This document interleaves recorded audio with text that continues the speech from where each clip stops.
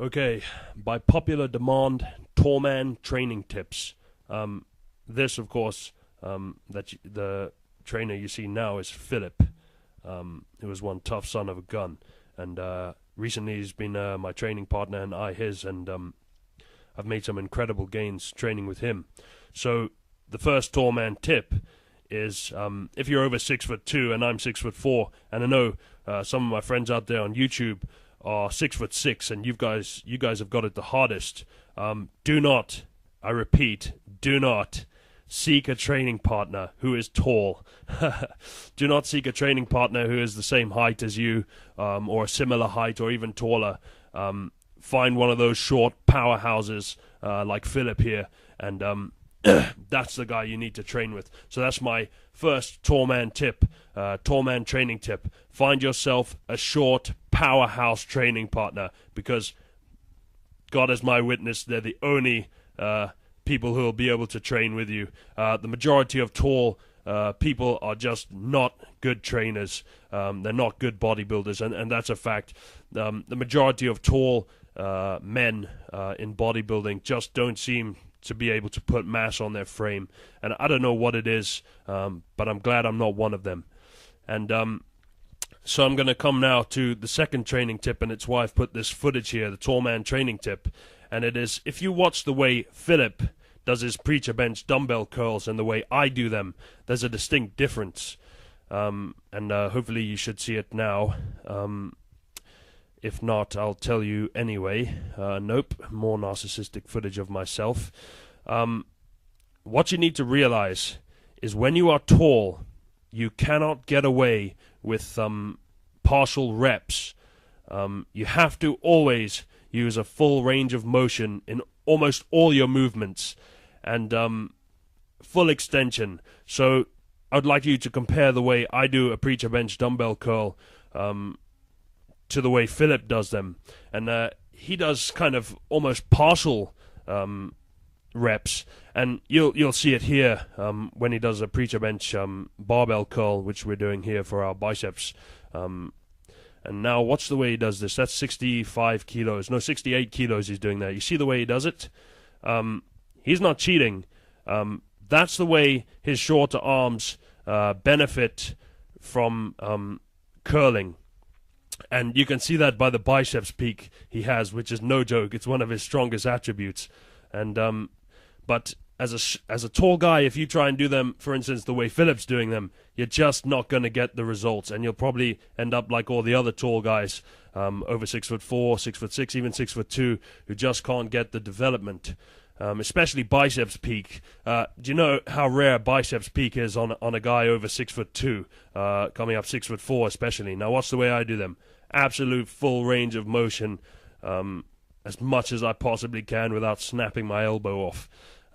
That's what you need to do. It doesn't matter if it feels like your head's going to explode, which I assure you when I was doing this, my head felt like it was going to explode. So that's what you need to do.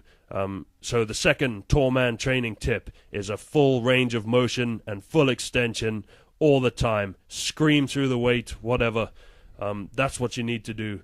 And you need to do it when you bench, when you squat, when you press, when you do behind the neck presses. You see some guys doing behind the neck presses and they do partials, lower the weight all the way down till it touches the back of your neck and press it back up. It's the way it works, and it's what I've found. That's how I've managed to put this much mass naturally on a 6'4" frame, and my height is 6'4" on the dot. That's not a round up, it's 6'4" on the dot. Again, watch the way Philip does his preacher bench machine curls here, and watch the way I do them. I should step into the frame now, and you should see a full range of motion, which I do religiously. I know you have to do it as a tall bodybuilder. I know it as a fact. See, as full extension as you can, without snapping your elbows in half. And you get some people who look at shorter guys sometimes and they say, yeah, he's not doing a full range of motion, he's not doing the movement properly, he's not actually curling or pressing the weight. Well, that's nonsense. They don't need to do a full range of motion, and in fact, they benefit more often from partials, that it stimulates the biceps more on a shorter arm to do partials. And it's the same when you kind of do sit-ups. You can do a full sit-up and get less of a burn than when you do a partial sit-up. And that also has to do with your genetics, with the way your midsection is put together. And I feel it's the same way when you're tall and when you're short. And you see it also when you're doing benching. When I bench with Philip, he can get away with lowering the weight sometimes partially and pressing it up. And I have to lower it all the way down to my chest and press it all the way back up. And that's the only way I can grow. If I do it any other way, I just don't get the results. And it's the same here. As you can see here with the preacher bench dumbbell curl. Not a preacher bench. I'm actually using just a standard bench, and I've put it on an incline. And that's it's a good tip actually for you guys out there. I find it very good to just set up one of these benches and do dumbbell curls off them, and I find it fantastic. In fact, it's one of my #1 things that I do for biceps peak. And I'll repeat again, a biceps peak on a tall guy, 6'6" and over, 6'4", sorry, and 6'6" and over is a very rare thing to see. And at the end of this video, there's a photo of the development that I've managed to put on my arm. And they used to say to me, you're never ever going to be able to build a peak, to build any significant mass on arms that long. And when I heard it, I thought they're right, you know. I'm kidding myself, but I live in defiance. I always live in defiance. My definition of determination is a display of defiance in the face of all defeating factors. Everything you can throw at me, you'll never be able to do this, you'll never be able to do that, you can never do it without steroids, and I will do it, or I will die trying.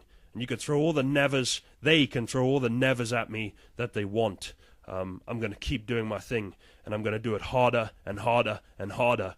And the more they push me, the harder I'm going to push. And I welcome all their naysays, because it just makes me stronger and much stronger.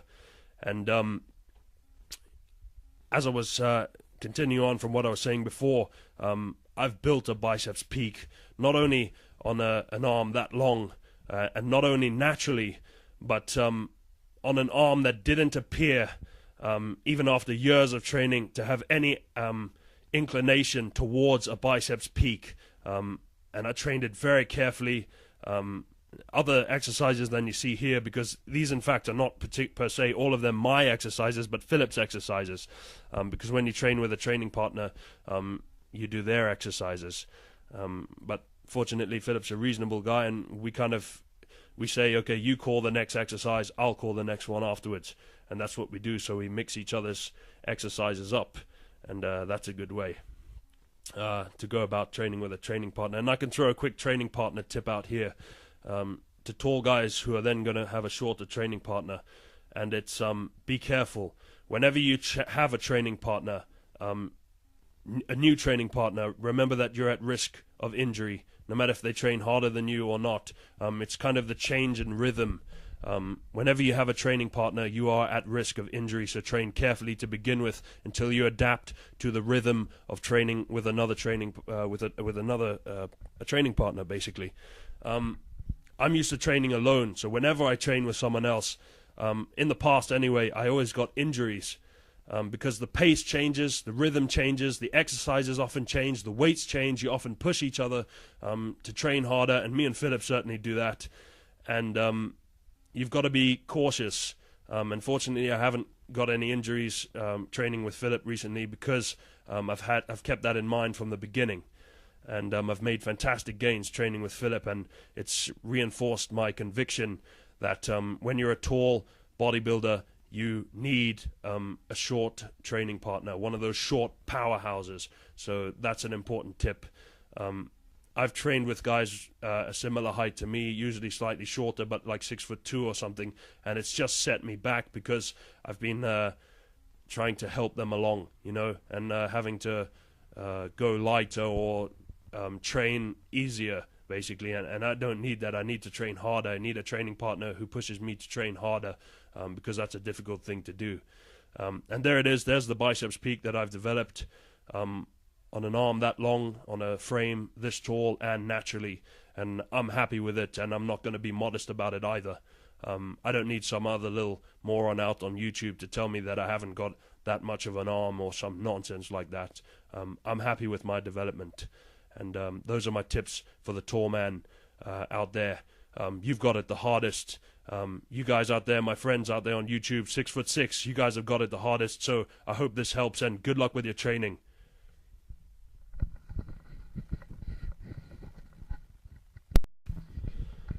Okay, by popular demand, tall man training tips. This, of course, the trainer you see now is Philip. It was one tough son of a gun, and recently are 6'6", and you guys have got it the hardest.